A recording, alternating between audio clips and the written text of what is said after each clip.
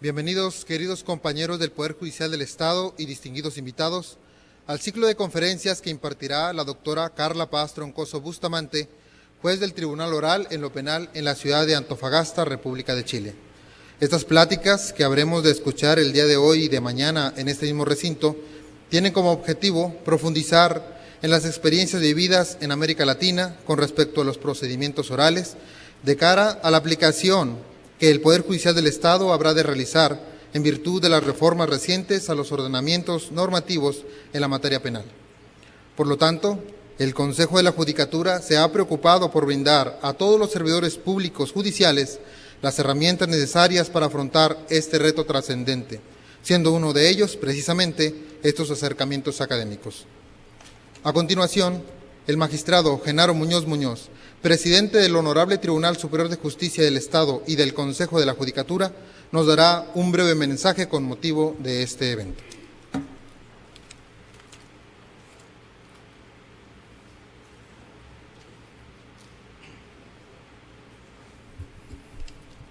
Buenas tardes, honorables miembros del Pleno del Tribunal Superior de Justicia, señores consejeros de la Judicatura, jueces del Estado, servidores públicos del Poder Judicial, doctora Carla Paz Troncoso Bustamante, señores funcionarios del Poder Ejecutivo, gracias a todos por su presencia.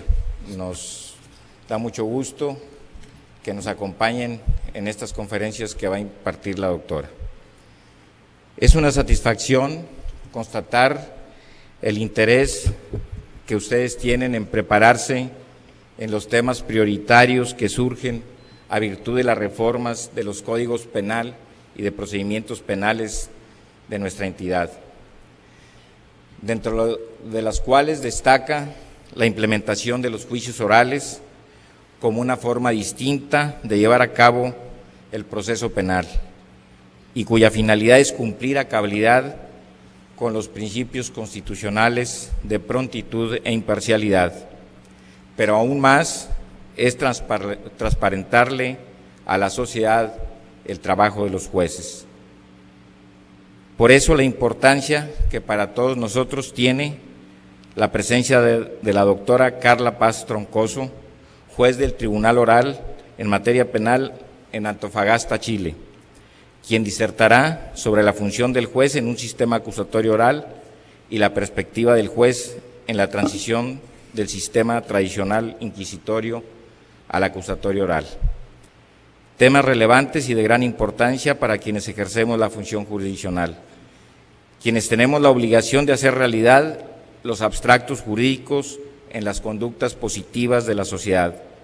Estamos seguros que la oralidad en los juicios penales cumplirá con otro de sus principales objetivos, que es la paz social y la seguridad jurídica de los habitantes de nuestro Estado. Estas reformas, que dieron inicio con la convocatoria que hiciera el ciudadano gobernador del Estado y que en el proceso deliberativo se enriquecieron con la participación ciudadana, imponen a nuestra institución la obligación de su implementación. De ahí que parte de todo este proceso que conlleva buscar un mejor sistema de justicia es el de prepararnos y capacitarnos para asumir con responsabilidad el deber que la ley nos impone, el cual asumimos con la certeza de que cumpliremos con la expectativa de tener una mejor administración de justicia, y esa certeza nos la da el saber que contamos con el personal calificado para afrontar este y otros retos que el devenir nos depare. La doctora Carla Paz Troncoso Bustamante, a quien le agradecemos su participación y aportación a nuestra encomienda, nos dará elementos de juicio que debemos aprovechar en beneficio propio y de quienes servimos. Agradezco también a los miembros del Consejo de la Judicatura que han hecho posible esta reunión y los exhorto a continuar la labor de formar a quienes ejercen la jurisdicción. Muchas gracias y adelante, doctora.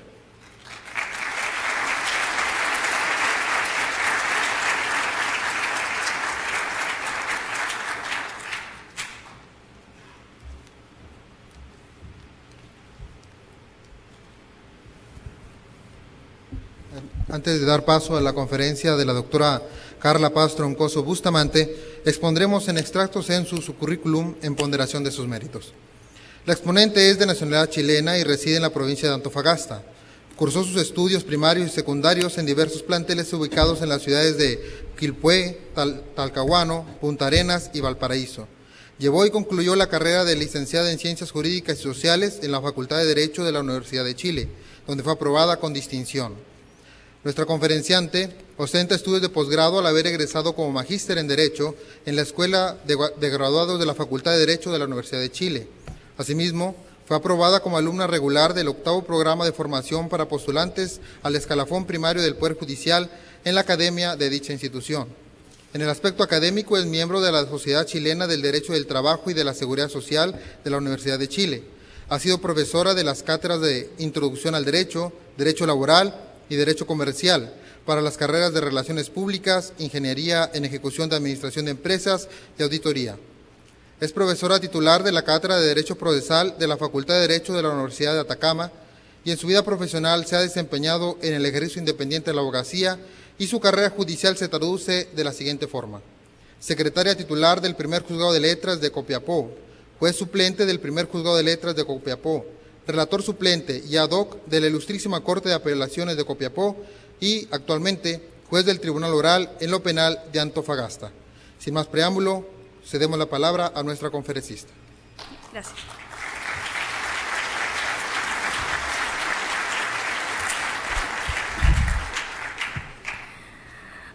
Señor licenciado Genaro Muñoz Muñoz, presidente del Honorable Tribunal Superior de Justicia y del Honorable Consejo de la Judicatura, magistrados del Honorable Tribunal de Justicia, consejeros del Honorable Consejo de la Judicatura, licenciado Helio Ayala, subsecretario de Desarrollo Político de Gobierno, licenciado Luis David Ortiz, subprocurador jurídico consultivo de Gobierno de Estado, licenciado Guillermo Urquijo, director del Instituto de Formación y Capacitación de la Procuraduría. Señores jueces, colegas todos, en primer lugar, deseo que disculpen la informalidad con la que puedo dirigirme hacia ustedes, porque cuando se me invitó a esta jornada, se me dijo que había mucho interés de los magistrados, así le llamamos en Chile a todos los jueces en categoría, de los magistrados de esta ciudad, de compartir un poco conmigo las experiencias como juez de un nuevo procedimiento, un procedimiento oral acusatorio. ¿Cuál fue mi sorpresa cuando me di cuenta que iba a tener que dirigirme a un auditorio, en su mayoría de letrados y con muchos más años de experiencia que los que yo pudiera contar o quizás desear alguna vez tener?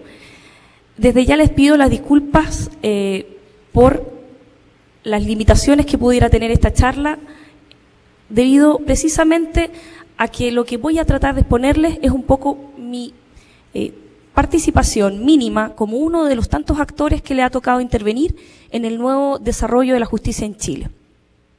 Y ya que estamos hablando de justicia, me parece como cuestión principal, primera, y como una cuestión de justicia, aclarar que Chile y el Chile no tienen nada que ver. Eso lo digo porque más de alguien puede pensar que nosotros comemos picante y que estamos habituados a la comida llena de especies que honra vuestra cocina. La verdad es que no es así. ¿Y por qué parto diciendo esto? Porque si bien, aun cuando la nomenclatura puede ser la misma, llama a errores. De la misma manera, algunos pueden pensar a la inversa, que como mi país dista a mucho de distancia, no tiene el mismo color, no tiene el mismo sabor, no tiene los mismos millones de habitantes, ni los mismos componentes históricos, sociológicos, antropológicos, las experiencias podrían no ser extrapolables. Vale decir, lo que ocurre en un pequeño país de 14 millones de habitantes, al rincón, detrás de la cordillera, como dice un cantante, no debería ser aplicable a esta gran nación. Lo que yo vengo a decirles es que sin perjuicio de los matices que podemos encontrar en cada proceso de transformación de la justicia, existen elementos comunes y a mí me parece que primero debemos ponernos de acuerdo, o tal vez me permitan a mí enunciar cuáles son esos elementos que yo en estos 10 días en México me he podido dar cuenta que sí existen y que sí son comunes. En primer lugar, todos nuestros países, cuando hablo de nuestros países, hablo de todos los países que están inmersos en la misma problemática que México y Chile, vale decir, la transformación y la adecuación de un sistema de justicia. Pues bien, todos nuestros países primero experimentaron la sensación de que las instituciones relativas a la justicia estaban en colapso. Vale decir, eran insuficientes, estaban desgastadas, y producto de ser insuficientes o desgastadas, a su vez traían el consiguiente desgaste personal, vale decir, no solo se atacaba a la institución, Poder Judicial, Judicatura, sino que a sus elementos componentes, a los jueces. Eso como primer elemento.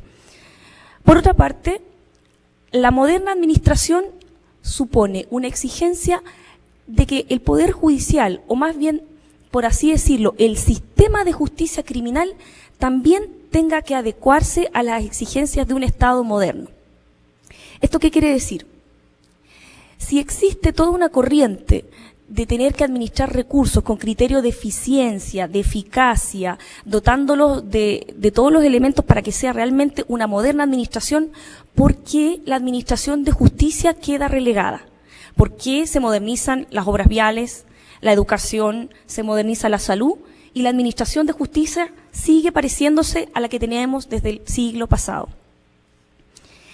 Por otra parte, no solo existe la necesidad de adecuar a un sistema de justicia más moderno, sino que también la comunidad nos reclama a nosotros, a quienes identifica como parte del sistema judicial, nos reclama seguridad ciudadana.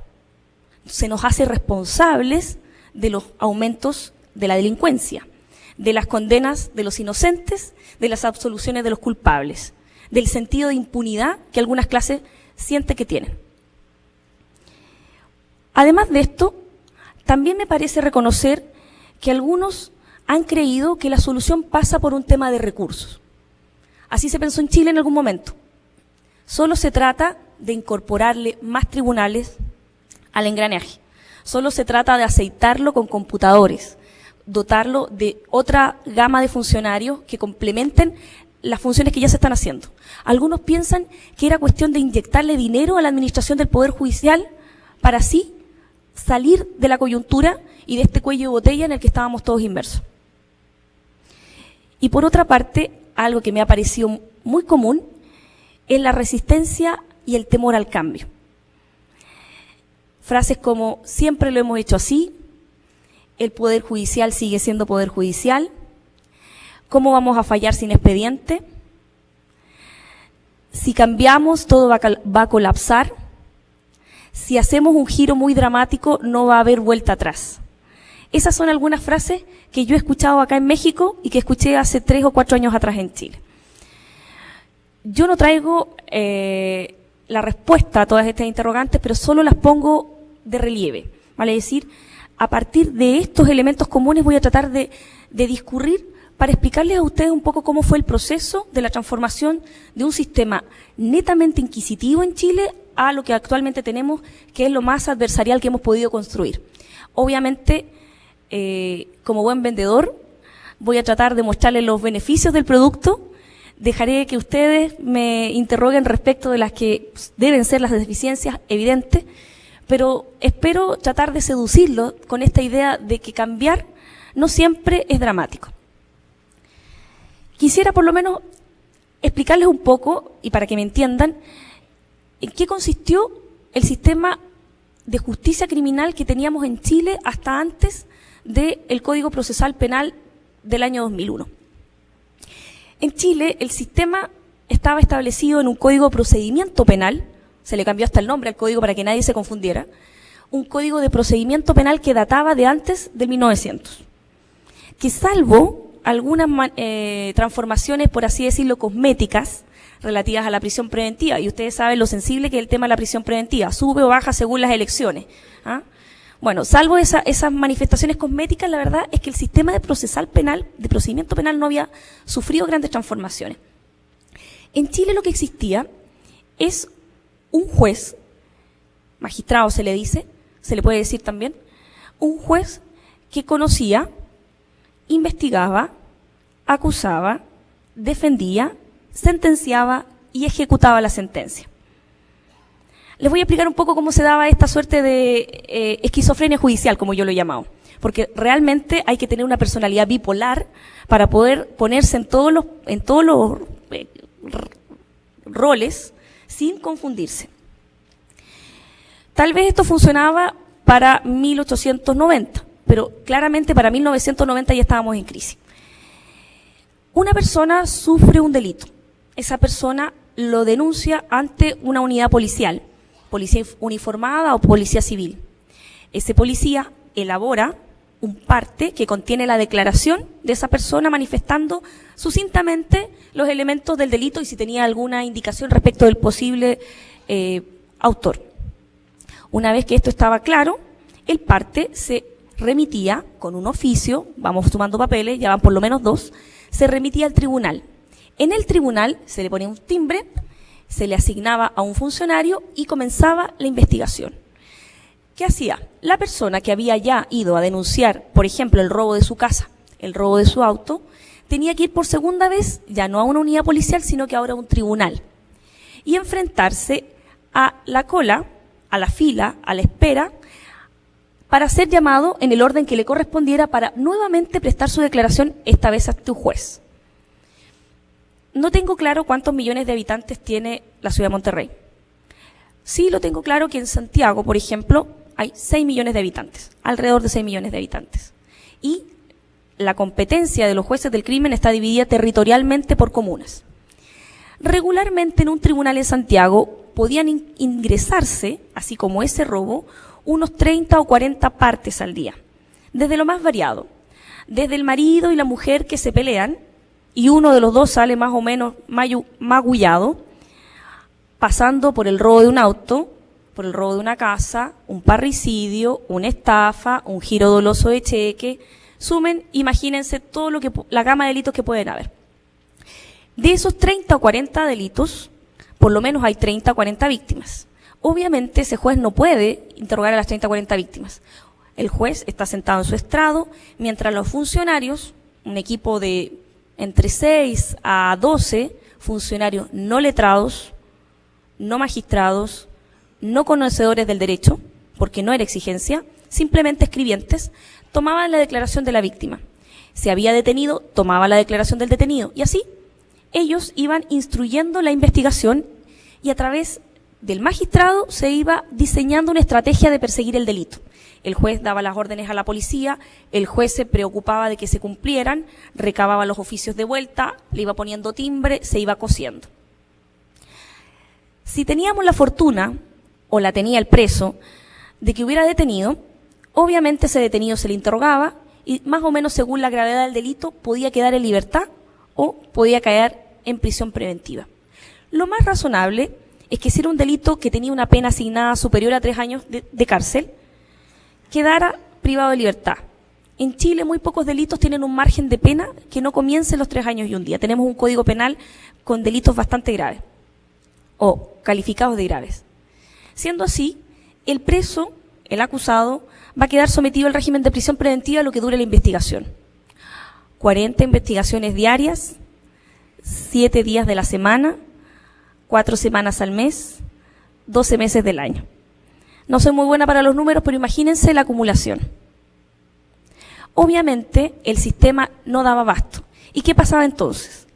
Informalmente, los jueces empezaban a hacer una suerte de sedazo, colando aquello que realmente tenía futuro de aquello que no.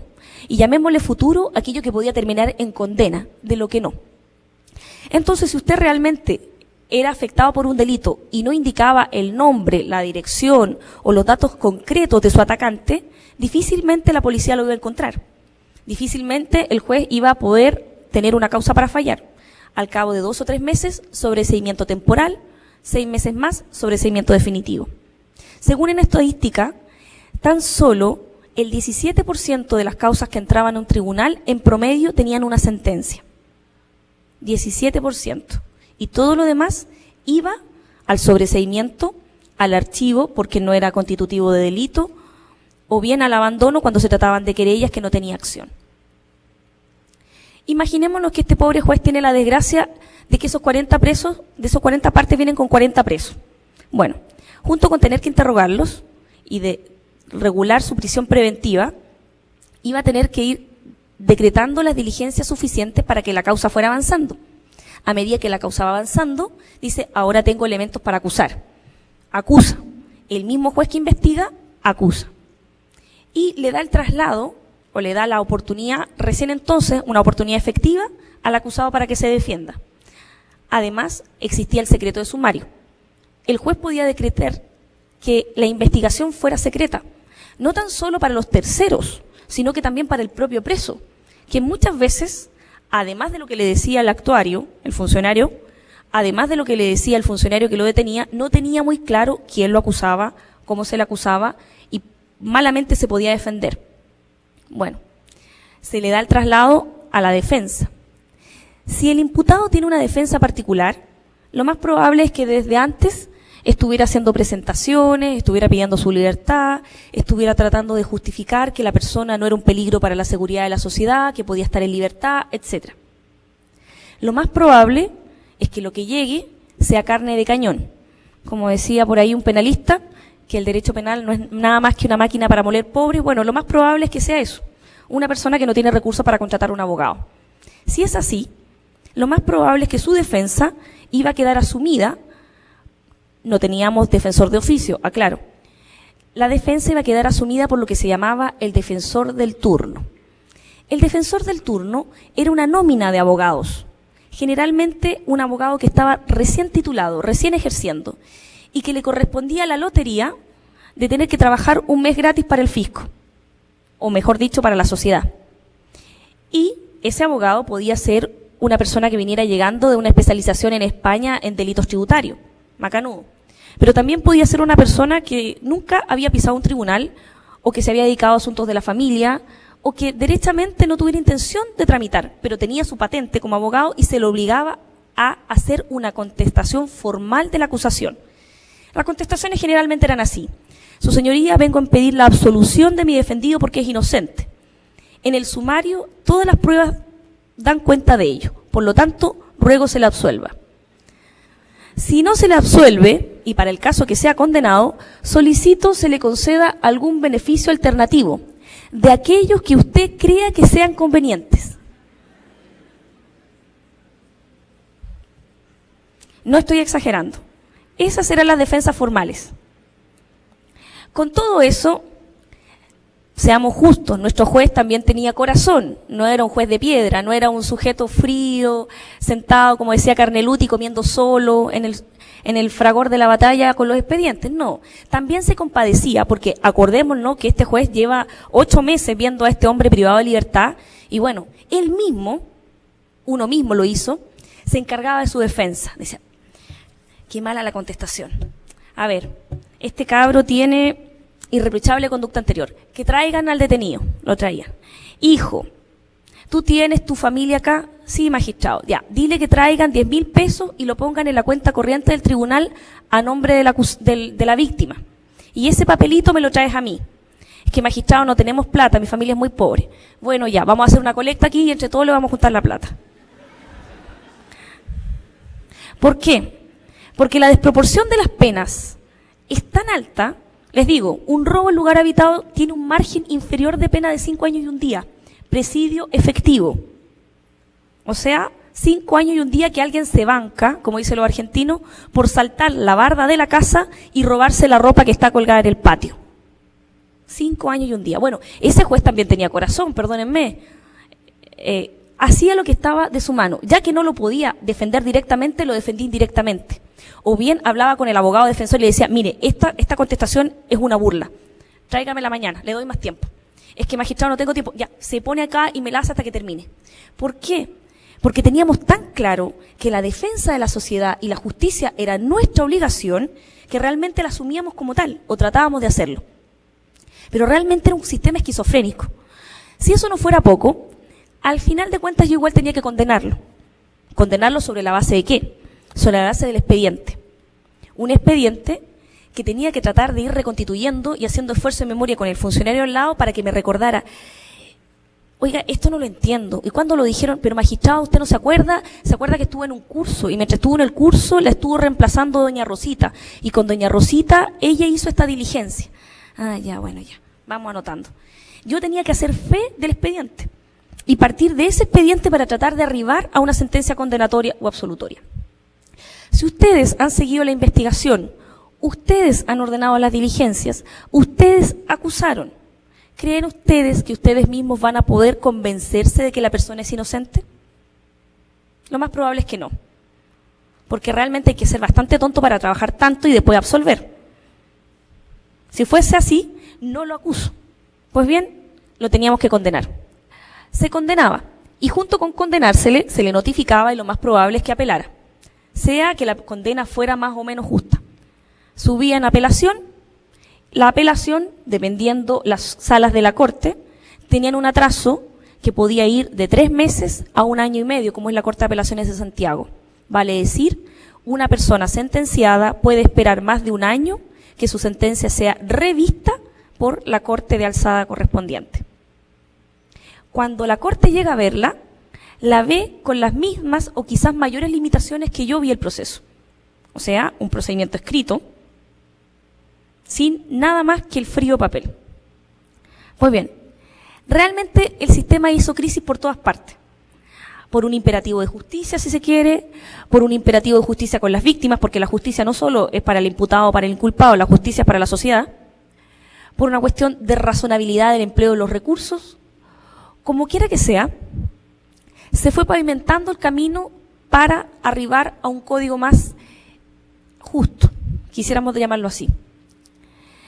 Hay que tener también presente el contexto histórico de Chile. Obviamente, durante un régimen, por lo menos califiquémoslo de enérgico, si no queremos ser más crueles, durante un régimen en el que están suprimidas muchas de las garantías constitucionales, en el que no hay un legislativo y un ejecutivo y un judicial claramente definido, no es el elemento, no es el ambiente más propicio para tratar de establecer un código de corte adversarial, con un juicio oral, público, contradictorio, por una cosa obvia. Porque es más fácil manejar la justicia a oscuras, a puerta cerrada, que en una sala ventilada y abierta. Eso cae de cajón. Pues bien, uno de los principales compromisos que adquirió la coalición de partidos que tomó el poder por la vía democrática a partir de los años 90 fue trasladar el código, el sistema de enjuiciamiento que teníamos a uno moderno. Así lo llamaron, adecuar el sistema de enjuiciamiento. Lo primero que se hizo fue trabajar con los actores. Existió lo que se llamó el plan quinquenal, que a mis colegas todavía les suena como la novia bonita que alguna vez tuvieron, porque fue el plan que mejoró las condiciones de remuneraciones, tanto para los jueces como para los funcionarios. Ustedes comprenderán que con la carga de trabajo que el sistema antiguo tenía, añadido con bajo sueldo, nadie quiere ser juez. Entonces, en algún minuto realmente había mucha dificultad para llenar cargos. Entonces, lo primero que se hizo fue diseñar un plan por el cual se incrementó gradualmente la remuneración de los jueces en términos de quizás la cuatruplicó, para hacerles una idea. También se crearon nuevos tribunales y se fue preparando un poco la cosa. Pero existía un proyecto de código que dormía en los laureles en el seno de una organización de tipo de estudio, un centro de estudios de justicia en Santiago, que reunía varias personalidades que estaban ocupadas de estudiar el tema de las reformas procesales. Para aquellos que les ha interesado un poco el tema, verán que Chile no es la excepción. Argentina tiene los grandes exponentes de Binder y Mayer, ¿no es cierto? Y a partir un poco de la elaboración de un código procesal tipo para Iberoamérica, se pensó en hacer un código procesal tipo para Chile.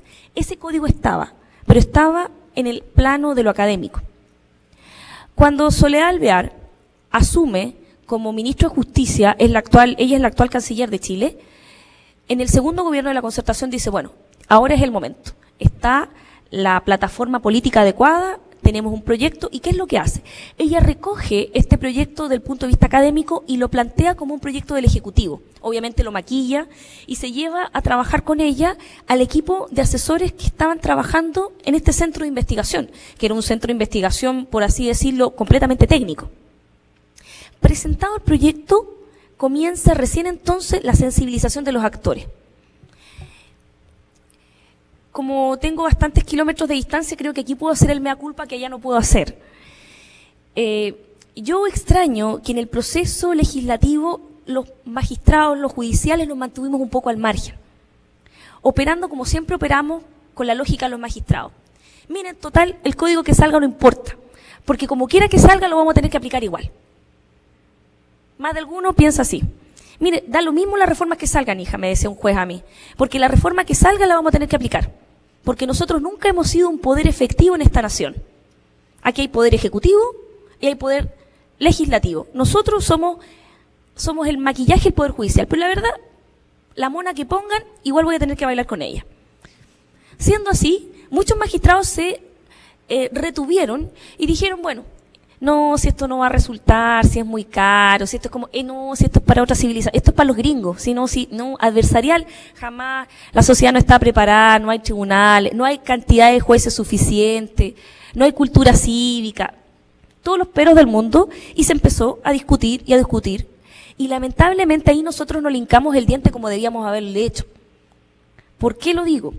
Porque ¿quién mejor que los magistrados para aportar la cuota de realismo que un código teórico necesita? Solo como un ejemplo, el código diseñó una serie de procedimientos sobre base de estadísticas que se manejaban y que eran oficiales, algunas de las cuales no eran tan fieles a la realidad como toda estadística. Y además de no ser muy fieles a la realidad, habían algunas prácticas reconocidas en un tribunal que no estaban en el código.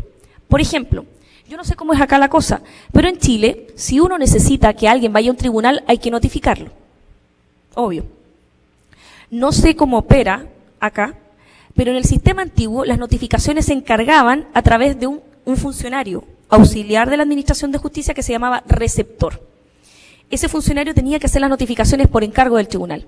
Pues bien, en el organigrama de los nuevos tribunales se les olvidó el receptor. ¿Y eso por qué pasó? Porque no habían judiciales metidos ahí. O por lo menos los judiciales que estaban no eran los judiciales que yo llamo de la trinchera.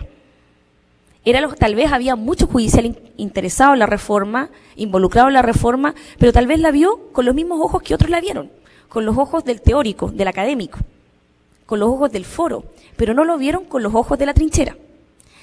Hago este llamado aquí porque veo que hay una serie de reformas que se están planteando, algunas que se están aprobando, y que qué bueno que existan foros como este, como otro, como la Escuela de la Magistratura o como se llame, donde realmente los judiciales vayan incorporando su cuota de experiencia ahí donde pueden hacer falta en la experiencia práctica para corregir los errores. Sigo un poco adelante con la historia de nuestro código. En la Cámara de Diputados, la verdad es que como el código agarró desprevenidos a muchos, aquellos que tenían algún dominio funcional del tema, llámese abogados, trataron de introducirle mejoras. Algunas que no fueran mejoras fueron peoras, como digo yo. Pero la verdad es que todos trataron de meterle cuchara. Algunos se limitaron a tratar de pelear porque en su jurisdicción, en su distrito electoral, hubiera tribunal.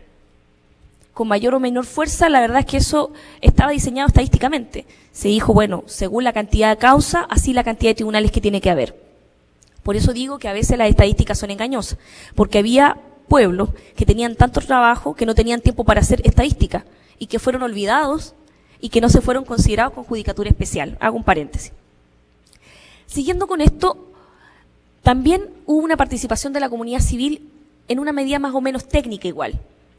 En Chile existen varias agrupaciones de defensa de los derechos de las víctimas, derechos de las minorías, pero hubo un grupo, una fundación financiada por la empresa privada que se llama Paz Ciudadana, que tengo la impresión que se parece un poco a lo que aquí es México Unido, o creo que se llama México Unido, que en el fondo propone estudios y modificaciones en temas de seguridad ciudadana. Pues bien, ellos hicieron un lobby muy importante para que se reconociera, entre otras cosas, la persona, la víctima. La víctima, en este antiguo sistema, ustedes comprenderán que a las 2 horas de estar esperando en el recinto del tribunal ya se había ido para su casa. Y si le habían robado, con suerte, se contentaba con ir a darse una vuelta una vez al mes al tribunal para ver si su radio, su televisor, sus cosas habían aparecido. Y si algo caía, si algún detenido caía con especie, llegaba al tribunal a preguntar si estaba su televisor.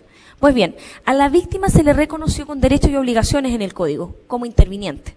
Ya lo vamos a ver de una manera más detallada mañana cuando veamos el rol específico del juez en estos tribunales nuevos. siguiendo un poco con esto, junto con el tema de sensibilizar a la comunidad, en esa fue el momento en que realmente a los judiciales se les convenció que la reforma iba a salir. Y ahí vino el pánico masivo, el pánico de muchos incluso que llegaron a cambiarse de tribunales, porque pensaron que forzadamente iban a tener que ser jueces de algo que no les iba a gustar. Entonces aprovecharon de acomodarse, digámoslo así. Creo que los temores fueron infundados. Ya veremos por qué. Se logró una aprobación del código en la Cámara de Diputados y se logró un hito muy importante. Inicialmente, el código no contemplaba recurso de apelación. Esto es un procedimiento en única instancia. Y ya vamos a ver que la lógica del procedimiento es que sea en única instancia. Pues bien, se introdujo el recurso de apelación en algún momento y después se repuso y se retiró, porque se logró convencer a los legisladores de que era pernicioso introducir la apelación. ¿Cómo salió este código? El año 2000 fue aprobado un código y además del código se hicieron una serie de transformaciones incluso en orden constitucional. En primer lugar, se creó la figura del Ministerio Público. El Ministerio Público no existía en Chile. O si bien existía una frase que decía el Ministerio Público relativo a la Fiscalía Judicial, que llamamos nosotros, que eran los tribunales, que era el ministro o con rango de ministro encargado de ver las causas de nulidad de matrimonio, abandono infante y pronunciarse respecto del cálculo de penas, pero no era un Ministerio Público como lo debemos conocer ahora. Se creó un Ministerio Público con independencia de rango constitucional. Es un órgano que no pertenece ni al Ejecutivo, ni al Legislativo, ni al Judicial. Tiene autonomía propia, tiene capital propio, tiene sus propias autoridades. Ahora, para evitar el desmande o el desmadre, ¿qué es lo que se hizo? Nuestras democracias son frágiles y cualquier institución susceptible de ser corrompida va a ser corrompida. Entonces se pensó que lo mejor era diseñar un sistema de nombramiento del procurador o del fiscal nacional y regional cruzado, en el que intervinieran legislativo y ejecutivo de manera de cortarse las manos o andarse pisando los pies. A nivel, claro, Chile es un estado unitario, así que no tenemos algunos problemas que tienen ustedes y tampoco algunas ventajas que tienen ustedes por ser unitarios, por ser federados. El fiscal nacional es cualquier persona que quería ser fiscal nacional debía presentar sus antecedentes cumpliendo los requisitos legales de antigüedad, de experiencia, de currículum, los presentaba ante la Corte Suprema. En Chile solo existe una Corte Suprema que es el Tribunal Superior de Justicia. Presentados esos antecedentes había una audiencia pública de debate. A esa audiencia no solo iban los ministros de la Corte Suprema, sino también cualquier persona que quisiera escuchar el debate. Y ahí cada fiscal o candidato a fiscal exponía por qué él debía ser fiscal. Así una suerte de defensa de sus méritos. Después de eso, la Corte Suprema, tratándose del caso del fiscal nacional, elabora una nómina con 5 candidatos. Estos 5 candidatos son propuestos al Ejecutivo. El presidente selecciona uno y ese va al Senado para su ratificación. Más cruzado imposible. Algunos discuten de que realmente el procedimiento es imperfecto porque se va desperfilando el carácter que algunos creen que debería tener el fiscal. Algunos creen que el fiscal debería tener un carácter político y así también ser objeto de cuestionamiento y de juzgamiento político. En Chile, como era una institución nueva, se prefirió dejarlo lo más puro y prístino posible, que no estuviera sujeto a influencia. Ese mismo procedimiento se repite región a región. Chile tiene 13 regiones, 12 y un área metropolitana que es la capital. Se repite el procedimiento de manera tal que siempre los candidatos a fiscal y los fiscales son de alguna manera propuestos por el Poder Judicial. Muchos judiciales se han pasado a la Fiscalía. ¿Por qué? Porque innatamente estábamos entrenados para perseguir, como un buen sabueso, para perseguir al delincuente. Entonces realmente es mucho más fácil que un juez pase a fiscal que pase a juez de garantía. Después vamos a ver por qué. No es que sea imposible, pero realmente de repente le pican las manos por investigar. Este organismo, Ministerio Público, tiene la acción penal pública y tiene su ejercicio en términos exclusivos y excluyentes, pero con cortapisas. Vale decir, los criterios de oportunidad o de razonabilidad para el ejercicio de esta acción están controlados no solo por los canales internos de su institución, sino también por las fuerzas externas de la comunidad, de la víctima. El Ministerio Público puede decir que no va a perseverar en una investigación porque no tiene antecedentes suficientes, porque el delito no es relevante, y ahí está la víctima para recordarle que tiene derecho y decirle, no, yo no estoy de acuerdo, yo quiero que se siga adelante. Si inicia una investigación, el Ministerio Público puede decidir en algún minuto abandonarla. Y ahí está la víctima para decir, no, yo quiero que se fuerce la acusación y quiero ir a juicio. Ese fue el mecanismo que se encontró para un poco controlar las facultades que tenía el Ministerio Público de discrecionalidad. Porque ustedes comprenderán, aquí estamos hablando entre gente de derecho, que el derecho penal debería ser la última razón. O al menos así está en la teoría. Junto con crearse este Ministerio Público, al que se le dotó de personal y de profesionales, el Ministerio Público no fue dotado de policías, no fue dotado de una policía judicial. Al Ministerio Público se le dio la facultad de dirigir directamente su investigación auxiliándose las policías. Las policías tienen su propia jefatura, independencia, no dependen del Ministerio Público.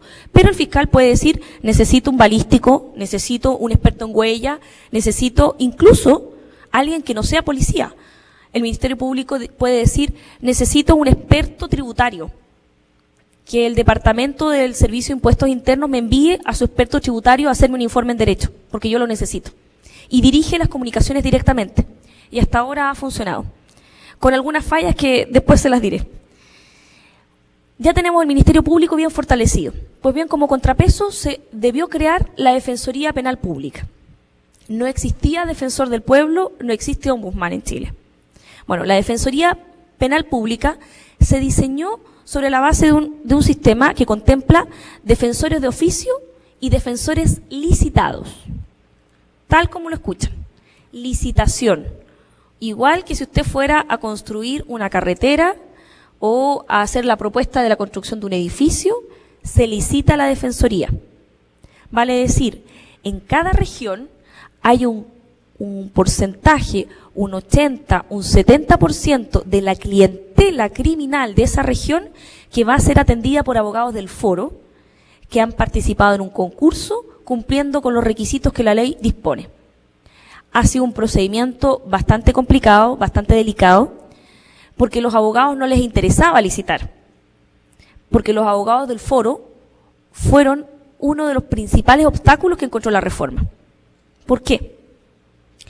Porque de tener un abogado que tenía ciertos procedimientos para actuar, que tenía ciertos canales informales para llegar a la información, tenemos que ese mismo abogado va a tener que hacer un curso al menos, un diplomado en reforma, va a tener que asociarse con otros, va a tener que tener una oficina y va a tener que rendir como lo exige una propuesta pública, rendir con criterios de eficiencia y ser evaluado. Vale decir, cada 6 meses le van a ir a chequear y le van a ir a auditar y le van a decir, usted faltó a 3 audiencias para afuera, devuelva el depósito, pierde los 10 millones que consignó.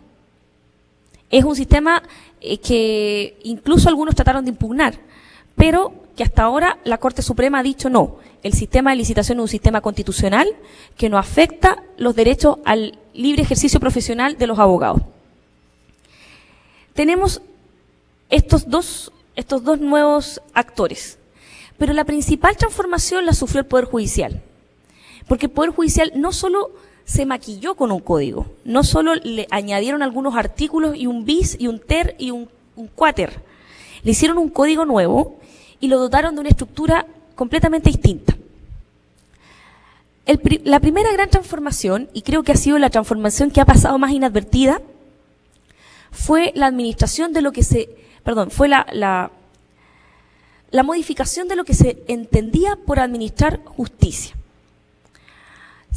Quisiera que ustedes en su foro interno respondieran, ¿qué es administrar justicia? O mejor dicho, ¿qué es administrar un tribunal? Vale decir, ¿es lo mismo administrar justicia que administrar un tribunal?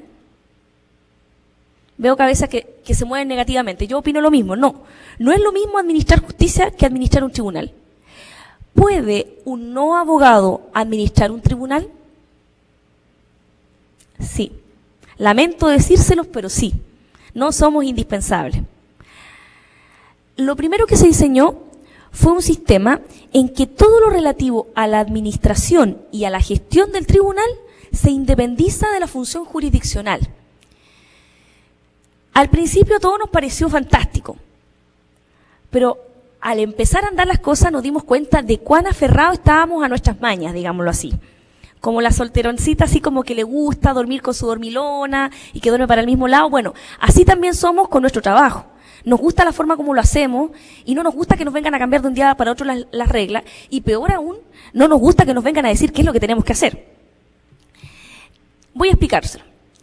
Se diseñó un sistema por el cual toda la gestión administrativa del tribunal quedó a cargo de un administrador. Administrador que fue una persona nueva, ajena muchas veces al Poder Judicial, que tenía que tener el siguiente perfil: administrador público, o contador auditor, o ingeniero en ejecución y administración de empresa, o ingeniero civil industrial. Carrera universitaria sobre 5 años relacionada a negocio o empresa.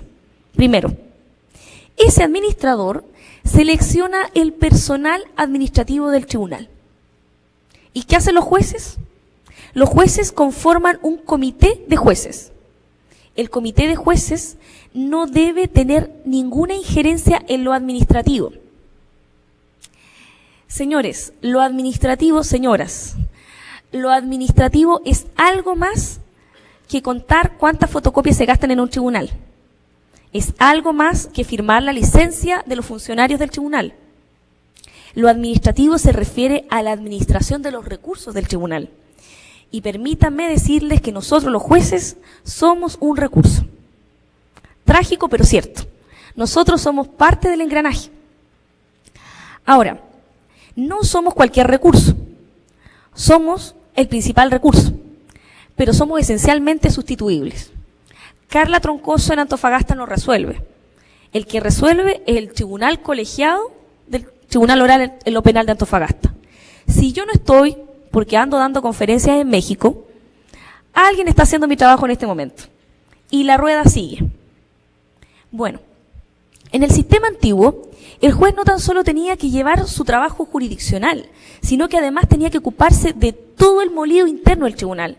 Magistrado, fulanita se cayó de la escala y no viene a trabajar. Llame a la corporación para la licencia. Magistrado, Juanito tiene que ir al curso y no le han llegado los pasajes. Deme con fulano que yo voy a hablar con él. Magistrado, se nos echó a perder la fotocopiadora. Deme con el fulano de cero que yo lo llamo. Magistrado, tenemos una gotera en el baño del público. Llame a Juanito, que es el fontanero. Junto con eso, tenemos también que fallar ese 17% de las causas. Pues bien, obviamente, el valor hora juez es mucho más caro que el valor hora administrador. Y eso fue lo que se privilegió. Y se diseñó un sistema tal para que los jueces trabajaran y debieran tener todas sus necesidades cubiertas. Y cuando me refiero a sus necesidades cubiertas, no me refiero a la estufa y al cafecito. Me refiero a biblioteca, salas adecuadas, personal adecuado, soporte técnico y profesional. Es increíble, pero a los jueces lo que más nos ha costado es acostumbrarnos a la pérdida de ese poder. Porque la verdad es que era un poder. Era un poder discrecional para decir sobre un montón de leceras, pero era poder. Ahora, ¿era un poder jurisdiccional? Yo creo que no. Y la verdad es que recién al pasar el tiempo nos hemos ido nuevamente empoderando y nos hemos ido revistiendo realmente de la dignidad del cargo, porque créanme que es mucho más digno estar en un estrado pronunciándose sobre la libertad, la inocencia o la culpabilidad de una persona que estar contando el papel higiénico que llega al tribunal. Lo digo en carne propia porque yo hice esos dos trabajos, antes y después. Entonces, lo primero fue generar esta administración. Ha habido mucho conflicto en algunos tribunales en Chile porque no han aceptado que no es su rol ser administrador y que su rol es controlar al administrador. Y el administrador es calificado por este comité de jueces año a año. Y si lo hace mal, para afuera. Pero ojo, hacerlo mal no quiere decir que me haga la pata, como decimos en Chile. No sé cómo se dirá acá, las lisonjas y la persona que me adula todo el día, no. Hacerlo mal significa que en algún minuto falten recursos en el tribunal, que se administren mal, que lleguemos a mitad de mes y nos quedemos sin papel, que por algún extraño motivo nos vayan a quitar la fotocopiadora porque venció el contrato, que no tengamos suscripciones de revistas jurídicas, que el administrador no se haya preocupado de que tengamos alguna capacitación extraordinaria. Ahí califico yo a mi administrador. Pero yo no tengo por qué ver si Juanita o María o Pedrito o Diego llegaron atrasados. Si yo veo que no llegan a tiempo, yo hablo con el administrador. Y hablo con él. Lo que está debajo de él es su predio, digamos, ese es su fondo. Y yo por sobre él. Junto con esto se diseñaron dos tipos de tribunales, con la misma estructura administrativa. Tribunales de juicio oral en lo penal, del que soy parte, de uno, y juzgados de garantía. Básicamente, el juez de garantía tiene por misión referirse a todas aquellas actuaciones o autorizaciones que el fiscal requiera de él por intromisión en alguna de las garantías constitucionales de los investigados, acusados o inculpados. Dicho de otra manera, el juez de garantía es un juez que controla la instrucción que lleva el Ministerio Público. Ya les dije que el Ministerio Público tiene amplias facultades para investigar y tiene grandes recursos para hacerlo, pero tiene que hacerlo dentro del marco de la legalidad y de la constitucionalidad vigente.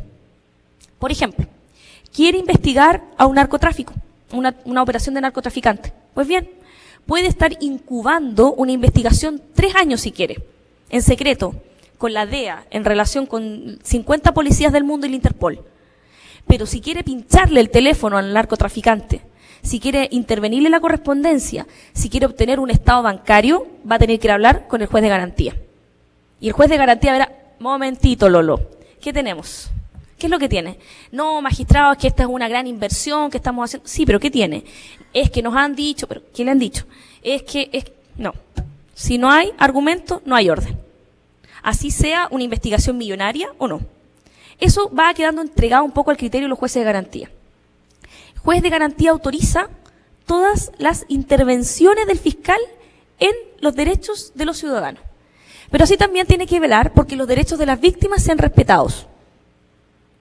En la audiencia puede escucharse a la víctima y ahí está el juez de garantía para hacerlo. Siguiendo con la lógica del sistema, este es un sistema que no resiste que todo aquello que se inicia termine en juicio oral. Creo que ya tienen que haberlo visto en sus capacitaciones anteriores. La lógica de lo adversarial va muy aparejada con la lógica de lo conciliable y de lo disponible. Hay muchas cosas en derecho penal que son disponibles. Aun cuando se afecte, aun cuando hablemos de que el derecho penal está en la órbita del derecho penal público y todo lo que es del derecho penal público no es disponible. ¿Se acuerdan que ese era el criterio básico para distinguir lo que es del ámbito público y lo que es del ámbito privado? Yo me acuerdo que era la primera lección. Público no es disponible o es de orden público. Privado es disponible. Pues bien, les digo que no. Hay cosas que en derecho penal son disponibles. Por ejemplo, lesiones menores, lesiones leves, lesiones que sanan en menos de 7 días.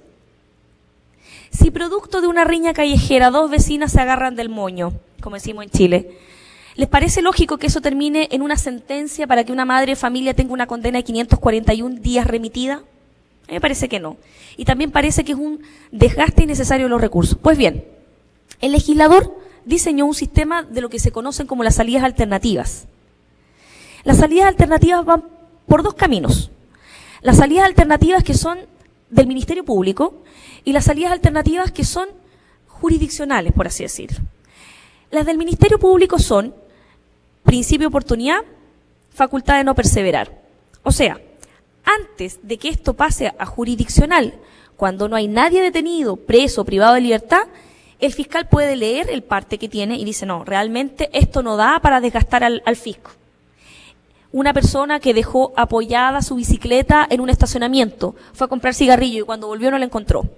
No, lo siento mucho, señor, pero eso le pasó por descuidado. No lo vamos a investigar. Es que yo tengo derecho, sí. ¿Usted tiene algún dato concreto? No. A mí, mire, me la robaron entre las 5 y las 7 de la tarde. ¿Y de qué color era? Ni me acuerdo. No, lo siento. Esto va al archivo provisional.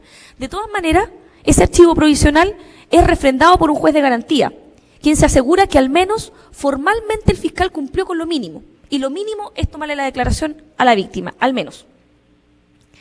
muchos jueces de garantía en un comienzo se vieron tentados con hacer de esos controles al Ministerio Público suerte de apelación, y se transformaron ellos en precisamente lo que reclamaban. Cuando nosotros éramos tribunal de primera instancia, nos molestaba mucho que llegara el coscorrón de la Corte de Apelaciones diciendo: investigue aquí, cite acá, caree aquí, corchetee acá, folie aquí, dándonos instrucciones de cómo debíamos llevar nuestra investigación, porque nosotros decíamos, nosotros somos los dueños del proceso. ¿Qué nos vienen a decir a nosotros? Pues bien, muchos jueces también se vieron tentados de hacer lo mismo con los fiscales y decirle: oiga, tiene que hacer esto otro. Momento. El juez de garantía está para garantizar que se cumpla la ley. No está para convertirse en un superior jerárquico del fiscal. Si cree que el fiscal está siendo desidioso y lo está haciendo mal, hay un conducto regular. Acúselo a su superior jerárquico. Pero no se ensucie las manos haciendo su trabajo. No le subsidia al Ministerio Público su labor, porque ellos tienen que aprender a investigar, así como también uno lo aprendió. Además de estas facultades que tiene el Ministerio Público, están, para desahogar el sistema o evacuarlo, está el juicio simplificado, el juicio abreviado, los acuerdos reparatorios, suspensión condicional del procedimiento. Algunos de estos son los que ustedes van a conocer, con una fisonomía más o menos parecida. En Chile, el juicio abreviado fue situado en una oportunidad procesal no muy conveniente. Fue situado cuando se cierra el procedimiento de la investigación, al momento en que el fiscal tiene que acusar. Entonces, por eso, mañana lo vamos a ver, por eso no ha tenido el repunte que realmente se esperaba, porque en el diseño se colocó mal. Ya viene corregido en un proyecto de ley para que se sustituya y se pueda ir abreviado en aquellas causas donde el acusado acepta su responsabilidad antes, para que realmente tenga el sentido que tiene que tener. Desahogar al Ministerio Público de una investigación, de los gastos de una investigación innecesaria, cuando todos los elementos del delito están ahí y la participación también. Siguiendo la misma lógica, el simplificado. Pero lo que es más novedoso es la suspensión condicional del procedimiento, que en Argentina se llama suspensión del procedimiento a prueba, es la misma figura, y los acuerdos reparatorios. La lógica del acuerdo reparatorio es la de los bienes disponibles. Aquellos hechos constitutivos de delito que merezcan una pena inferior a 3 años o hasta 3 años, por lógica las lesiones menores, los cuasi delitos o delitos culposos, como algunos llaman, la lógica es que esas cosas infraccionales vayan a una suspensión condicional. ¿Dónde? Donde el acusado muchas veces admite su participación, su responsabilidad, pero estamos viendo que es una persona sin antecedente, que no tiene realmente un peligro social y que realmente las partes acuerdan que es menos perjudicial para la sociedad tener una persona sujeta a una condición de cumplir ciertos requisitos durante un tiempo que ponerle una condena y manchar su papel de antecedente. Las condiciones son más o menos estrictas y ahí la víctima también tiene algo que decir. Muchas veces se pone como condición para suspender el procedimiento una indemnización pecuniaria. Vamos a dar un ejemplo. El chico que saca el auto de la vecina, estando borracho, menor de edad posiblemente, pero mayor de edad para efectos de sanción, o sea, superior a 16 años en Chile, no sé, parece que acá es 15, 16, ¿no? 18. No, en Chile son imputables todos los mayores de 18 años. Y entre los 16 y los 18, el juez de menores evalúa, o el juez de familia, evalúa si tiene capacidad para ir a juicio penal o no. Si evalúa que tiene la capacidad, es responsable penalmente. O sea, puede ser objeto de acusación penal. Pues bien, este niño de 17 años toma el auto y lo choca. La verdad es que a la vecina no le interesa que lo condenen por un delito de daño, ni por un manejo en estado de ebriedad. Lo que le importa es que le paguen el deterioro del auto y el susto que pasó, tal vez. Por su parte, lo más probable es que hasta tenga interés comprometido, porque si son vecinos. Muchas veces uno lo veía en el sistema antiguo. Uno veía a las víctimas que iban a declarar en un accidente automovilístico, por ejemplo, y la víctima era la esposa del chofer. Y decía, señorita, yo no quiero seguir adelante con esto. Lo siento mucho. La acción penal pública es irrenunciable, señora. Lo siento mucho. Y vamos tomando la declaración y vamos haciendo la sentencia. Pues bien, no. La lógica de este sistema es que algunas cosas son disponibles. se pone como condición, generalmente, fijar domicilio, sujeción a alguna autoridad del Ministerio Público que lo controle, de firma, alguna indemnización pecuniaria, alguna otra. En Chile, ahí se ha visto la gama, como dirían en Chile, el ingenio del chileno. Tenemos todas las respuestas y todas las salidas alternativas que podemos tener, pero la verdad es que la suspensión condicional del procedimiento, donde se ha mostrado la versatilidad, digamos, de la creatividad nacional. Por ejemplo, se ha obligado a gente a terminar el colegio, se ha obligado a gente a asistir a terapias de desintoxicación de droga, de desintoxicación alcohólica, a terapia de control de la ira, cuando se trata de agresores. Se ha obligado a personas a hacer obras. Por ejemplo, bueno, la verdad es que este caballero no tiene cómo pagar. Pues bien, va a barrer la vereda del colegio de sus hijos durante todo un año. Y va a ir a hacer trabajo comunitario los sábados. Se va a comprometer, por ejemplo, hubo uno que era ingeniero en acuicultura y se comprometió a hacer un curso gratuito de 6 meses a un grupo de pescadores artesanales de una caleta muy pobre. Eso, llámelo como quieran, pero eso es trabajo comunitario. Pues bien, usted paga con lo que puede pagar y de alguna manera se le sujeta a un plazo de 1 a 3 años a esa condición. Terminado su plazo de control, la acción penal se extingue. Vale decir, no hay posibilidad de continuar persiguiendo a esa persona. ¿Y qué pasa si incumple? ¿Qué pasa si abandona los estudios? ¿Qué pasa si no paga la indemnización a la que se comprometió? Pues bien, se reactiva. Se reactiva la acción penal y acuérdense que esa persona de alguna manera había asumido su responsabilidad. Así que se reactiva en su perjuicio también. ¿Cuál es la lógica? La lógica es que el juez de garantía conozca de la mayor cantidad de cosas que pueda conocer y desahogue el sistema para el juicio oral. Porque la verdad es que la reforma no es el juicio oral. La reforma es la reforma al sistema de enjuiciamiento criminal, en la que el juicio oral forma el 3%.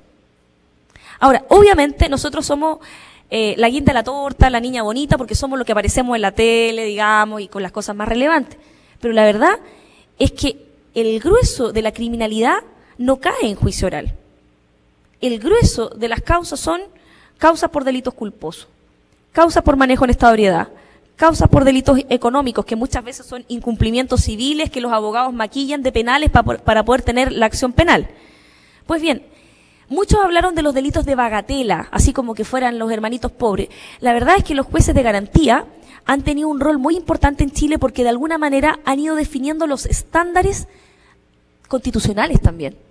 O sea, ¿cuándo es procedente un allanamiento? ¿Cuándo es procedente una entrada y registro a una casa? ¿Cuándo es procedente intervenirle las cuentas corrientes a una persona, vulnerar el secreto bancario? Eso es jurisprudencia que ha venido entregando no la Corte de Apelaciones, no la Corte Suprema, los juzgados de garantía. Y poco a poco los estándares van subiendo y se le van poniendo exigencias superiores al Ministerio Público acorde a nuestro imperativo constitucional. Los tribunales de juicio oral, en cambio, van a conocer, al menos en Chile ha sido, de menos del 5% de las causas que se inician en el sistema. En Chile, los juzgados orales se constituyen por salas de 3 jueces. Estos 3 jueces tienen por misión, digámoslo así, reemplazar lo que sería un jurado.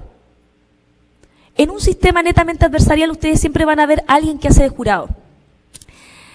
Tiene algo de lógica tener un jurado, pero la verdad que no estaban los tiempos para ser tan avanzados y ponerle un jurado, porque ahí sí que la reforma no sale, se le cae el pelo a todo el mundo. Apenas dio para tener un tribunal colegiado. Bueno, este tribunal colegiado, ¿por qué se hizo colegiado? Porque se pensó que ya que el sistema iba a ser en única instancia, ya se los dije, se los repito ahora, ya que el sistema iba a ser en única instancia, una de las buenas formas de controlar el sistema es poniéndole control interno. O sea, que los propios lleguen a la convicción, tanto de absolución o de condena, no sea uno, no quede entregada a la brillantez o al descriterio de una sola persona, porque además se iban a dar ciertas perversidades. Si un juez adoptaba una política muy dura, por ejemplo, respecto de droga, los fiscales iban a encontrar la forma de llevar sus causas en esa sala, con ese juez duro. Y si por otra parte tenemos un juez que es muy magnánimo y muy progresista y medio abolicionista, los defensores iban a tirar las causas, de alguna manera, para que las vea ese otro juez. Entonces, ¿qué era lo mejor? Todos con todos, nadie con nadie. Todo revuelto. Hasta ahora el sistema ha funcionado de dos formas. Salas constituidas y sorteadas. Vale decir, mi tribunal, por ejemplo, tiene 9 miembros. Es un tribunal con 9 jueces. Nos correspondería tener 3 salas. La verdad es que nosotros no hemos sorteado salas. Sala 1, Juan, No. Lo que hemos hecho es un pool de jueces. Ese fue un invento de la administradora y yo lo repito como lo dijo ella. Un pool, una manga de jueces, digámoslo en chileno. ¿Y qué es lo que hace? Tenemos 3 jueces. Uno va a dirigir el debate, obviamente sentado, presidiendo, con sus 2 colegas a cada lado, y esos 2 colegas, de alguna manera, van a resolver con él las objeciones, por mayoría. O sea, objeción al lugar, no al lugar una pregunta, se incorpora o no se incorpora una prueba. Pero por otra parte, él va a estar concentrado de la dirección, que no sé si alguno de ustedes ya ha visto simulaciones de juicio, es bastante desgastador si el juicio es más o menos largo. Para que este juez esté concentrado en eso, hay otro juez que va a ser el juez del acuerdo, el juez que va a tener por misión redactar la sentencia. ¿Y qué es lo que va haciendo ese juez? Va tomando nota, al igual que su otro colega, también toma nota. Al término del juicio, los 3 jueces deliberan y llegan a un acuerdo de mayoría, ojalá por unanimidad. Si no es unanimidad, siempre va a haber mayoría. La mayoría, obviamente, va a estar comprendida por el redactor y otro más. ¿Qué pasa si el que tiene que redactar no está de acuerdo? Bueno, invierte los roles, otro va a redactar. Y se redacta el fallo y así queda liberado 2 jueces mientras un tercero está trabajando en el fallo y esos 2 jueces pueden integrar otra sala al día siguiente. En una lógica de audiencias continuadas y sucesivas, donde va saliendo uno y entra otro, va saliendo uno y entra otro. Un pool de jueces. Esto siempre es la lógica de que uno es un recurso y que uno cuenta como factor T. Yo soy el juez 5 en mi tribunal. Entonces dice, 5 va a salir. Yo sé que tengo una individualidad como persona y me ofende mucho cuando ese 5 sale, pero la verdad es que en el juego de la lógica del sistema y del equilibrio de trabajo, yo soy el 5, soy un factor más. Y eso también tiene una lógica. Tiene la lógica de la recarga igualitaria de trabajo. Si ustedes diseñan salas, y ya se ha visto, si diseñan salas rígidas con componentes estructurados, lógicamente los intervinientes van a pulsar, van a tomarle el pulso a la sala y van a decir, esta sala es muy dogmática, no me conviene. Esta sala, sí, esta sala me conviene porque es liberal, o esta sala no. Y por lógica, en algún minuto pueden haber algunas salas más recargadas de trabajo. En este sistema, lo que importa es que los jueces deliberen, no importa qué sala delibera. Ahora,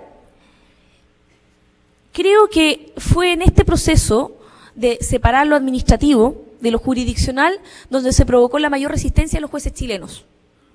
Porque de un día de que se nos preguntaba absolutamente todo, y cuando digo todo, es todo, desde cómo había que mandar el oficio con el boletín estadístico a cómo había que hacer la sentencia, hemos pasado a integrar juicio y a redactar sentencias. Quedándonos, no le digo una gran cantidad, pero quedándonos una parte de tiempo, si no ocioso, libre. ¿Pero libre para qué? Para algo que yo de 4 años que llevaba de juez no podía hacer. Estudiar, buscar jurisprudencia, hacer un curso de perfeccionamiento. Y obviamente eso redunda en la calidad del trabajo y, digamos, en la alegría con la que uno se levanta en la mañana sabiendo que no tiene que llegar a firmar 70 papeles inútiles, por decirlo poco.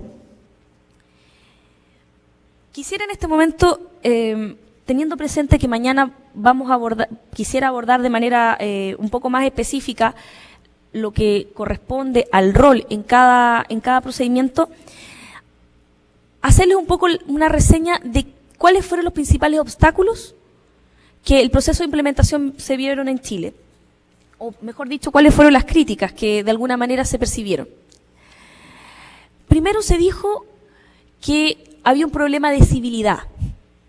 Se dijo que la gente, y cuando hablo de la gente estoy hablando de los usuarios del sistema, víctima, acusado, la gente que iba a preguntar al tribunal, no estaba preparado para un sistema adversarial, entendiendo como adversarial lo oral y entendiendo lo oral como algo muy inestable, como que cualquiera podía ir a mentir al tribunal.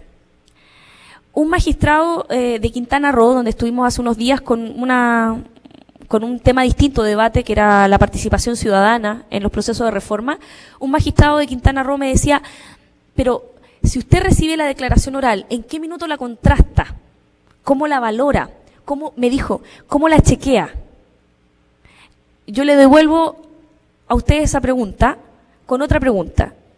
Ustedes, magistrados, cuando leen sus expedientes al tiempo de fallar o cuando hacen los proyectos de resolución en los que son secretarios, ¿cómo chequean que aquello que el Ministerio Público les llevó sea realmente la verdad?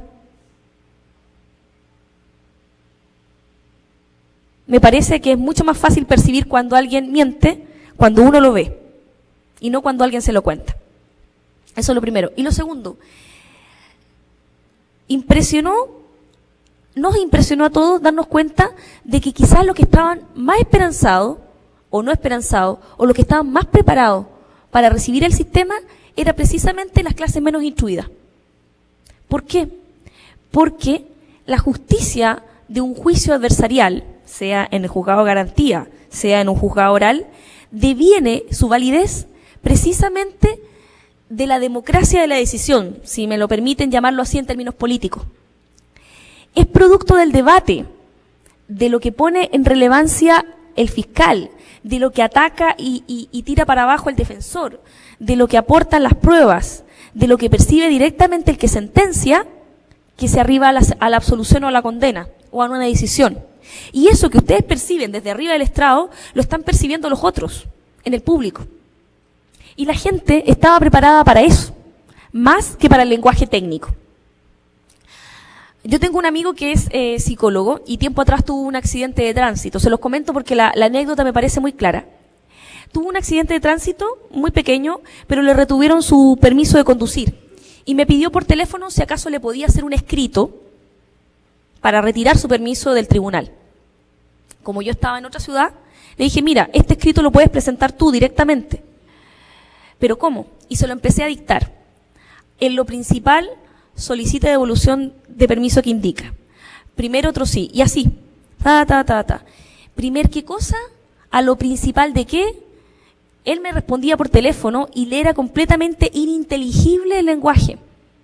Y cuando llegamos a la parte a vuestra señoría solicito y ruego, y ahí ya se le cayó el pelo.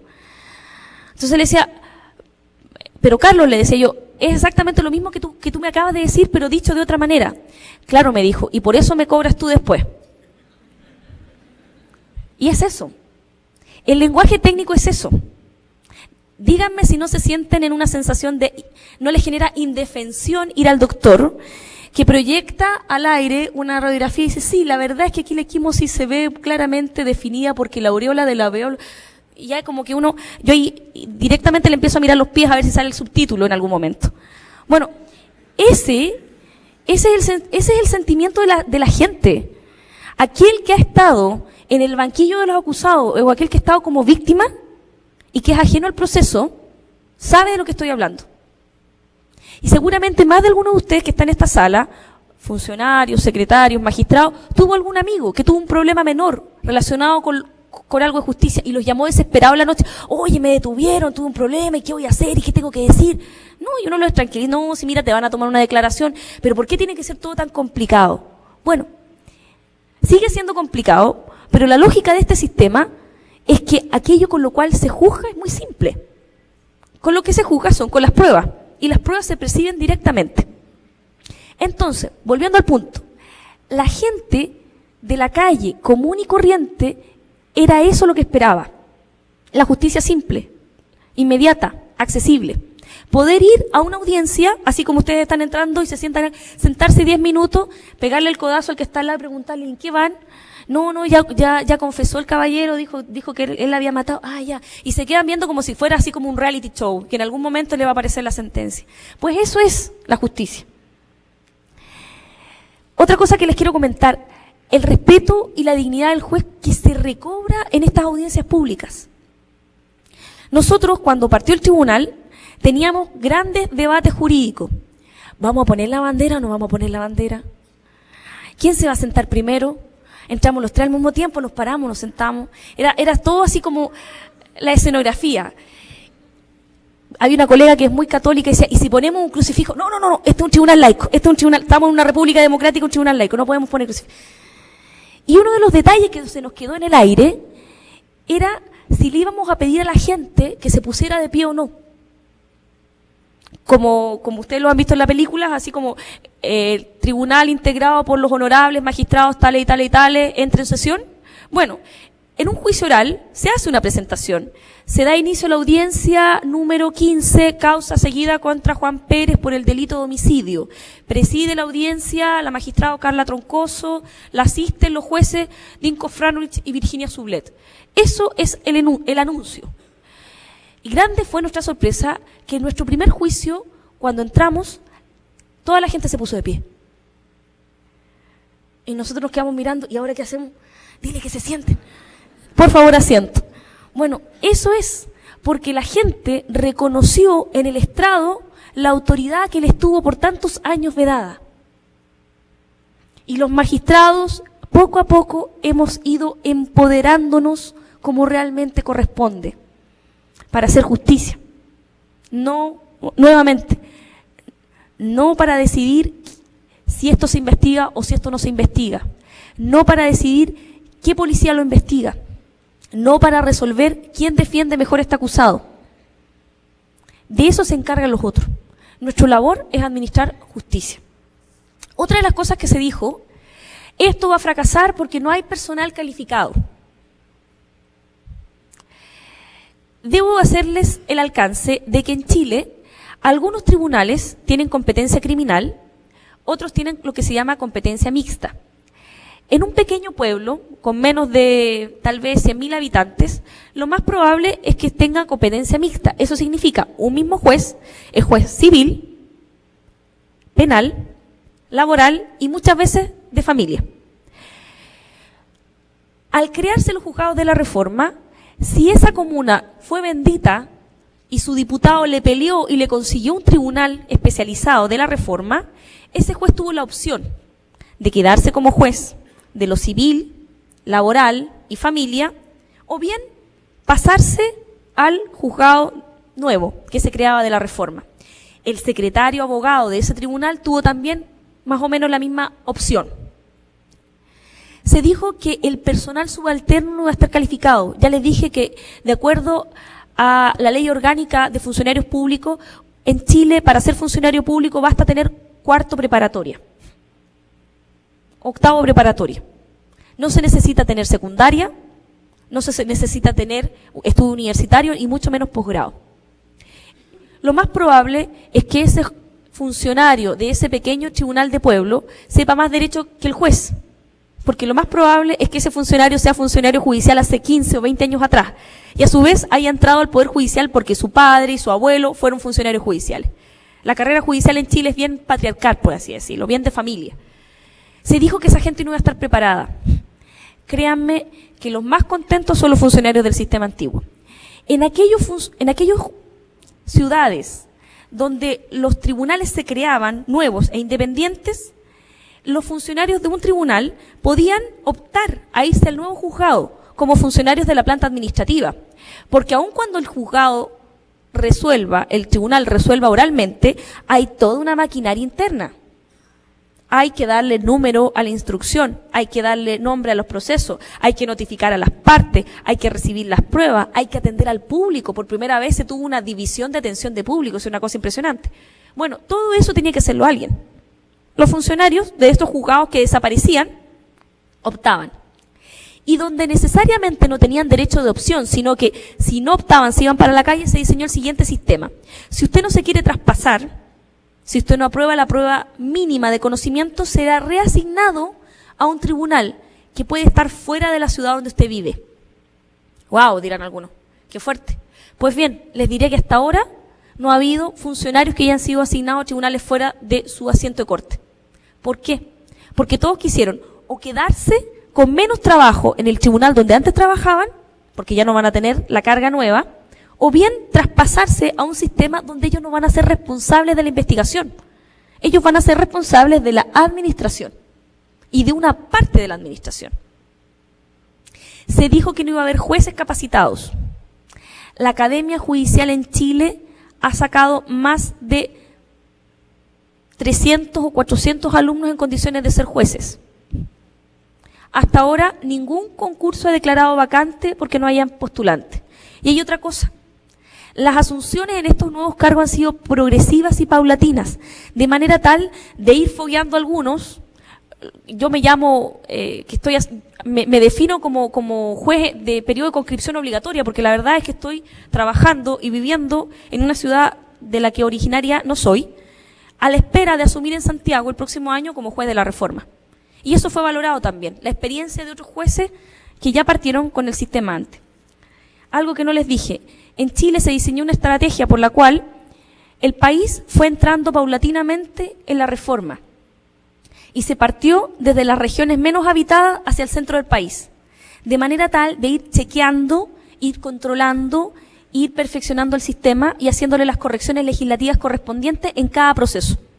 Ya la comisión de expertos ha evacuado una serie de recomendaciones específicas, dándose cuenta de, por ejemplo, que el juicio abreviado está ubicado en una parte que no corresponde, que no había funcionarios encargados de las notificaciones, corrigiendo el diseño organizacional, entre otras. Una de las cosas que se dijo que los abogados del foro iban a utilizar el sistema para malearlo. Yo creo, y soy una convencida de eso, que no hay sistema más corrupto que el sistema secreto. Y no hay sistema más vulnerable a la corrupción que el que se hace escondida y el que sale de sentencia entre gallos y medianoche. Queridos magistrados, con una mano en el corazón, ¿cuántos de ustedes pueden leer todos los procesos que fallan? No me respondan. ¿Cuántos de ustedes pueden hacer todas sus sentencias? No me respondan. No se puede. Matemáticamente es imposible que un juez haga todo su trabajo. No se puede. Él personal inmediatamente no se puede. Tenemos que caer necesariamente en la delegación. Y esa delegación no siempre tiene control. No hubo región de Chile donde no se hiciera un postítulo. Por muy pichiruchi, como diríamos en Chile, por muy minúsculo y falta de prestigio que fuera la universidad, no hubo universidad que no hiciera su diplomado y trajera a su gente de Santiago, su invitado extranjero, e hiciera el esfuerzo. ¿Por qué? Porque los abogados no estaban dispuestos a hacer el ridículo. Porque en una audiencia pública, señores, el que no sabe se nota. Les voy a dar un ejemplo. En un sistema inquisitivo, usted hace las preguntas de este tipo, para que el acusado diga cómo es efectivo que mató a la señora, para que el acusado diga cómo es efectivo que estaba ese día ahí, para que el acusado diga cómo es efectivo que. Las hace de manera afirmativa, asertiva. Si no las hace tan burdamente afirmativas, las va a hacer de alguna manera que encierre su respuesta a la afirmación de aquello que yo quiero. En uno de los juicios orales que tuvimos con defensor particular, el defensor particular dijo: señoría, voy a contrainterrogar a la testigo. Muy bien. Para que la señorita diga cómo es efectivo que, objeción, dijo el fiscal. Y el defensor, al lugar. Bueno. A ver, para que la señorita diga entonces cómo es cierto que, objeción, al lugar. Y el abogado me miraba desconcertado porque toda la vida había hecho el mismo tipo de preguntas y ahora yo le estaba diciendo que no se podían hacer. A la tercera o cuarta vez ya se desesperó y me pidió, y ya como lo vi un poco desesperado, le dije: abogado, consejero, usted no puede hacer preguntas que encierren la respuesta. Entonces me dijo: pero magistrado, entonces así no se puede trabajar. Bueno, un poco es eso. El abogado que no está preparado no puede plantarse en un foro, porque no solo queda en evidencia frente al juez, frente al colega, queda en evidencia frente a la madre del imputado que le pagó y que está en la segunda línea, viendo ahí, el controlando. Y queda en evidencia contra el colega y queda en evidencia contra la comunidad toda. Este es un sistema en que la gente no preparada queda en evidencia. Y eso ocurre para todo. Se dijo que las policías no iban a estar preparadas. Se hizo todo un trabajo bastante importante de concientización con las policías. Y se les logró demostrar una cosa: que por fin iban a trabajar en lo que les correspondía, investigar. y que por fin iban a poder ser los protagonistas de aquellas historias que solo veían en la televisión, como CSI. O sea, por fin iban a ser una policía técnica. La verdad que nosotros nos reíamos bastante al principio porque ellos hablaban del sitio del suceso y que lo acordonaban, y nos reíamos mucho entre nosotros. Decían, pero si es un simple robo. No, el policía se fue creyendo el cuento también. Esto es profesional para todos, ¿y por qué no para ellos? Otra cosa que se dijo fue que la escrituración era la base de nuestro sistema. Y siendo la base de nuestro sistema, si no teníamos expediente escrito, ¿con qué íbamos a fallar? Ya se los dije, fallamos con la sana crítica, fallamos con el análisis lógico, con las máximas de experiencia, con los conocimientos científicamente afianzados que aquellas pruebas que nos presentan nos permiten obtener. Por otra parte, se dijo que la reforma, como iba a ser garantista, porque contenía derechos para el imputado, iba a ser una reforma que iba a aumentar el nivel de delincuencia. Desafío a cualquier persona que traiga un estudio, una estadística fundada donde demuestre aquello. Todas las estadísticas señalan que hay comportamientos disímiles. Hay regiones que entrando en la misma fecha de la reforma aumentaron sus índices de denuncia y otras que disminuyeron. ¿Por qué? Algunos dan las siguientes explicaciones. Realmente los inculpados hicieron postítulo en reforma y andan corriéndose la voz que en las regiones donde hay reforma es más fácil delinquir y se van para allá. Eso dicen algunos, de verdad, lo sostienen así. Y otros, que me parecen un poco más aterrizados, dicen, si la víctima, en vez de esperar 6 horas en el pasillo de un tribunal, expedia media hora en una fiscalía y ve una solución eficaz y pronta, se siente más animada a denunciar. Y aquello que antes no se denunciaba y que era la cifra negra está empezando a aparecer. Vamos a encontrar muchas voces encontradas en el sistema. Mi misión hoy día era tratar de un poco plantearles cómo había sido este tránsito en Chile, desde mi perspectiva como juez del sistema antiguo, como juez del sistema nuevo. Yo lo único que les puedo decir, que al cabo de estos casi 3 años que me ha tocado trabajar en la reforma, tengo vida privada, cosa que antes no tenía. ¿Por qué? Porque trabajo lo que tengo que trabajar y trabajo en aquello para lo cual estudié Derecho, y realmente me reconforta saber que mi trabajo va a ser estudiar, va a ser analizar, va a ser debatir derecho. Y me reconforta saber que tengo colegas en los cuales apoyarme. Y también me reconforta saber que mi trabajo no es que enaltezca la función jurisdiccional, la reivindica. Porque de una vez por todas la posesiona en el lugar que debe estar.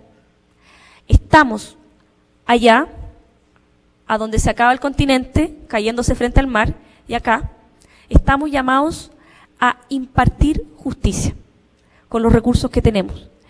Y estamos llamados, y yo los insto a ustedes en este momento, a que la reforma que les viene no se les caiga, sino que ustedes la sostengan, ustedes la nutran con sus aportes. Muchas gracias.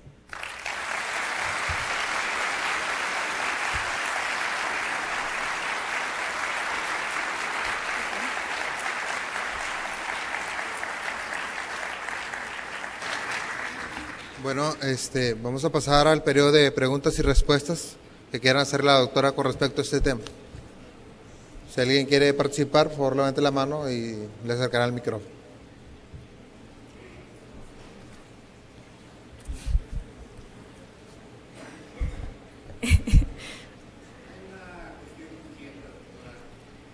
Parece que viene.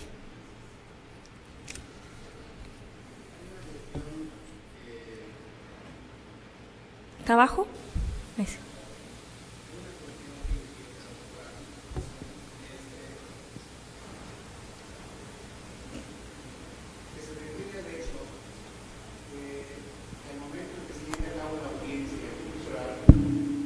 Estén preparados todos los elementos necesarios, incluyendo la citación a testigos, incluyendo la citación a peritos, para que no vaya a causar un retraso en el desarrollo de la audiencia.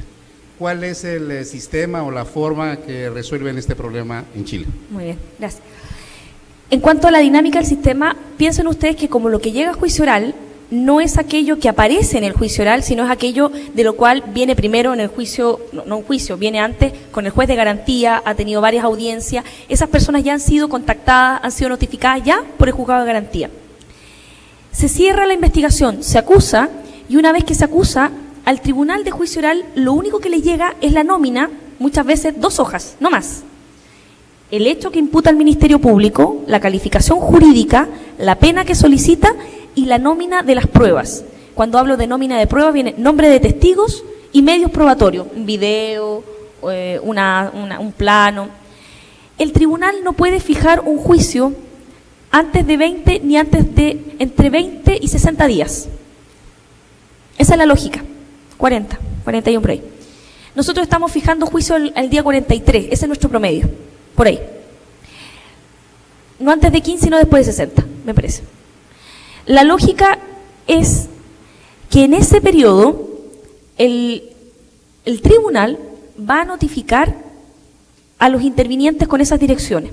Hemos diseñado un sistema bastante sofisticado y que al principio nos sacó bastante de madre, pero ya lo tenemos más o menos depurado. Hay una unidad de notificaciones que se creó, ya que la ley no lo hacía, nosotros reacondicionamos un poco los elementos del tribunal. Como todo esto, imagínense que ustedes tienen toda la tecnología para trabajar. No tienen que andar timbrando ni autentificando todo. La funcionaria del tribunal encargada recibe, chequea que los nombres correspondan a personas que realmente existan a través del registro civil, porque tenemos una base de datos inmediata. Vale decir, nombre de la persona y su identidad viene corregida desde el comienzo. Si hubo un problema de transcripción, al tiro lo arroja como alarma el sistema. Ella se comunica ante cualquier problema de notificación, por ejemplo, la casa que señalaron no existe, o la dirección no existe, o las personas no están, o se cambiaron, o como sea, ella se comunica internamente con la parte que presenta al testigo o al perito. Y le manda un correo electrónico y le dice, Pedro Juana Moya, de la causa RIT tanto, no tiene domicilio habido. ¿Qué hago? ¿Por qué? Porque esta es la lógica de lo adversarial. ¿De quién es la prueba? De la parte que la presenta. La prueba no es del tribunal. Si el Ministerio Público quiere llevar a ese testigo, ellos son los principales en notificarla, en citarla, en amedrentarla, como sea. Si está bien notificada, el tribunal puede despachar una orden de arresto. Hemos tenido escasísimos juicios donde hemos tenido que despachar órdenes de arresto, porque la verdad es que el Ministerio Público, se me olvidó decirle, además de tener este órgano bastante fuerte, tiene una unidad de víctimas y testigos. Y ellos tienen psicólogos y trabajan, no nosotros, ellos trabajan convenciendo a la señora de la importancia de ir al juicio y que sin su declaración el delincuente va a quedar en libertad, etcétera. Y ellos hacen ese trabajo, nosotros no. ¿Qué pasa si la persona no llegó porque no fue notificada? El fiscal va a recibir el repudio, porque él es el que no contó con la prueba. Ahora, hay casos excepcionales donde el fiscal puede darse cuenta anticipadamente que no va a tener la prueba. Por ejemplo, la perito va a ir a un seminario al extranjero en la fecha propuesta para el juicio y se comunica con el fiscal y dice, oye, yo voy a estar fuera del país por vacaciones. Pues bien, el fiscal solicita prueba anticipada. Un tribunal distinto del tribunal de juicio oral, normalmente un juez de garantía, hace una audiencia. Fiscal, defensor, testigo, público, juez. Pero ese juez no va a juzgar. Ese juez lo único que va a hacer es escuchar el testimonio y va a resolver objeción, no al lugar las preguntas. ¿Y qué hace? Se graba, se filma y se proyecta en la audiencia, siendo un sistema tan nítido casi como si estuviera uno ahí. ¿Por qué? Porque además son los mismos fiscales y defensores que están después en el juicio. No sé si con eso un poco le... y lo otro que se me había olvidado señalarle es que lo vamos a ver mañana. La lógica de la audiencia es una audiencia concentrada. Vale decir, nosotros nos suspendemos 2, 3 testigos, vamos a almorzar, mañana tenemos otro... No. Hoy día parte el juicio y hasta que se acabe, hasta que las velas no ardan. Y eso demanda un esfuerzo también. O sea, nosotros tenemos audiencias, por ejemplo, un robo con 7 testigos dura más o menos 6 horas, con deliberación. Eso se hace en un día, perfectamente. Y fíjense que el 3% se puede perfectamente planificar y se hace. En Chile el juicio más largo hasta ahora llevó más de una semana, un poco más de una semana, y fue un juicio sobre una comunidad mapuche y unas tomas de tierra que tomó un poco más de tiempo. Esa es la única experiencia de un juicio muy largo. Oye, Carla, yo quisiera que aclararas este punto que decías que la sentencia no tiene recurso, es un instancial, porque, bueno, tengo entendido que existe si se le puede llamar así, el recurso de nulidad, donde la Corte de Apelaciones revisa algunas cosas, ¿no? Porque a lo mejor se puede quedar con esa impresión de que ya es la última decisión, ¿no? Eso es lo que yo quisiera, por eso lo dije así. No, la verdad es que me lo corriges bien. En Chile lo que es de única instancia es el conocimiento de los hechos. ¿Por qué? Porque como esta es la prueba que se rinde en el juicio, es muy difícil reproducir esa prueba. ¿Cómo la testigo va a volver a decir lo mismo que ya dijo? Influyen tantos factores como, por ejemplo, ¿por qué lado de la cama se levantó? Así de simple. No podemos reproducir la prueba, pero lo que sí podemos reproducir es el razonamiento lógico. Lo que sí podemos revisar es la correcta aplicación de las leyes. Lo que sí podemos revisar es que el tribunal haya sido competente. Entonces, lo que se diseñó como alternativa al recurso de apelación es un recurso de nulidad. Pero la nulidad es más cercana a la casación. La nulidad se contempla por dos grandes capítulos, por así decirlo. Tiene muchas causales, pero por una parte está la infracción a las garantías constitucionales. Y cuando yo hablo de infracción a las garantías constitucionales, no son las garantías solo del imputado, son también los de la víctima. Porque la víctima también tiene garantías constitucionales. Por ejemplo, no se le oyó en el juicio porque el tribunal no lo quiso dejar hablar. O, por ejemplo, se le enfermó el abogado y le pusieron un abogado así de un día para otro. Se afectó su derecho a la debida defensa. O no se recibió una prueba porque se recibió mal una objeción. Eso va a influir sustancialmente en los dispositivos de la sentencia, porque el tribunal quedó privado de conocer un elemento de hecho. Pero el resto, o sea, la valoración que se haga de esa prueba, solo se puede hacer una vez. Y así se diseñó un sistema. Además, se dejó el recurso de queja, que es ante arbitrariedad o abuso de los sentenciadores. O sea, son recursos que también son del plano ordinario. Y además se dejó un recurso de revisión muy extraordinario para, no sé, circunstancias así como, casi si es que aparece después de 10 años una persona confesando el delito. Un poco es eso. Pero les voy a decir que tanto ha sido la lógica de este sistema, que el porcentaje de causas que se recurren es mínimo. Menos del 10% de las sentencias se recurren. Y yo creo que menos del 2% se acoge la nulidad. ¿Por qué? Porque además existe un desgaste de los propios intervinientes que no quieren correr el riesgo de que otra vez tener otro juicio. Lo que ellos quieren es que se aplique bien la pena. Ahora, si ellos creen que hubo un vicio garrafal en el juicio, van a pedir la nulidad. Bueno, con eso terminamos. Agradecemos a toda su participación y lo esperamos el día de mañana a las 8 horas para iniciar a las 8:30 para la siguiente intervención de nuestra invitada. Muchas gracias.